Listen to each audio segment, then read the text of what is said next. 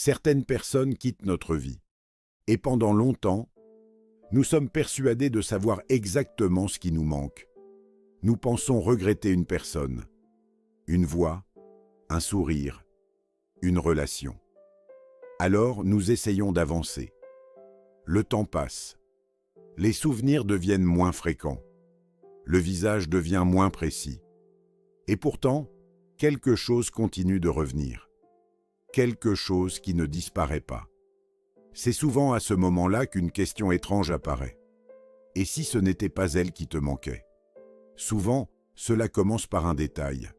Ce qui te surprend, ce n'est pas la jalousie. C'est de réaliser que tu pensais encore occuper une place particulière dans son esprit. Tu regardes la photo quelques secondes. Puis tu réalises que ce n'est pas la photo que tu regardes. C'est la personne que tu étais ce jour-là. Tu retrouves une conversation oubliée. Tu passes devant un endroit familier et pendant quelques secondes, tu observes ta propre réaction. La colère non plus. Parfois même, l'envie de revenir en arrière a disparu. Pourtant, quelque chose serre encore à l'intérieur. Et c'est précisément ce qui crée la confusion. Parce que si tu ne veux plus vraiment retrouver cette personne, alors qu'est-ce qui résiste encore? Certaines personnes n'entrent pas seulement dans notre vie. Elles modifient notre expérience de nous-mêmes. Quand elles sont là, tu réfléchis moins avant d'envoyer un message. Tu te projettes plus facilement dans les semaines qui viennent. Certaines inquiétudes cessent d'occuper ton esprit toute la journée. L'avenir semble moins menaçant. Le sentiment d'être seul contre tout disparaît progressivement, sans même que nous le remarquons. Puis un jour, la personne s'en va. Et ce qui revient n'est pas toujours son absence. C'est parfois le retour de tout ce qu'elle faisait taire. C'est souvent ici que la confusion commence. Parce que plus le temps passe, plus la personne disparaît. Et plus ce qui reste devient difficile à identifier. Une personne part. Une douleur apparaît. Alors, il relie automatiquement les deux. Mais ce lien est parfois incomplet. Parce que certaines personnes ne regrettent pas réellement quelqu'un. Elles regrettent la version d'elles-mêmes qui existait auprès de cette personne. La version plus calme, plus légère, plus confiante. La version qui se posait moins de questions. Et lorsqu'on ne comprend pas cette différence, on passe des mois à chercher quelqu'un, alors qu'on cherche en réalité un état d'intérieur. Puis arrive souvent un moment très particulier, un moment presque invisible. Tu repenses à cette personne, et quelque chose change. Tu comprends que tu ne voudrais pas revivre cette relation. Tu ne voudrais pas recommencer l'histoire. Tu ne voudrais même pas revenir à cette époque.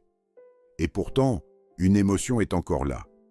C'est à cet instant que certaines personnes réalisent quelque chose. Ce n'était pas seulement elle. Elle occupait une fonction.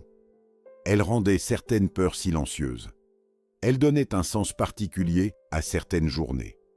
Elle faisait disparaître certaines questions que tu ne savais pas résoudre seul. C'est ici que la confusion commence enfin à disparaître. Parce que ce que tu cherchais depuis le début n'était pas forcément cette personne. Pendant longtemps, tu as cru que quelque chose en toi refusait encore de la laisser partir. Mais ce n'était pas toujours elle qui résistait. C'était parfois la place qu'elle occupait dans ton esprit.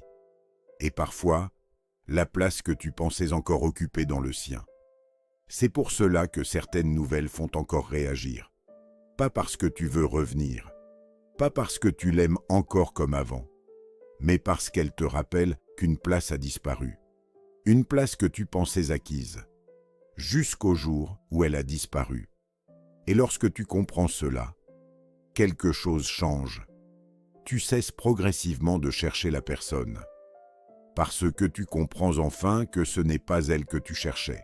Tu cherchais ce que cette place représentait. Certaines personnes quittent notre vie, mais elles laissent derrière elles quelque chose de plus difficile à identifier. Parce que parfois, nous ne souffrons pas de perdre quelqu'un. Nous remarquons simplement le retour de choses que sa présence faisait disparaître. Et plus le temps passe, plus une autre vérité apparaît.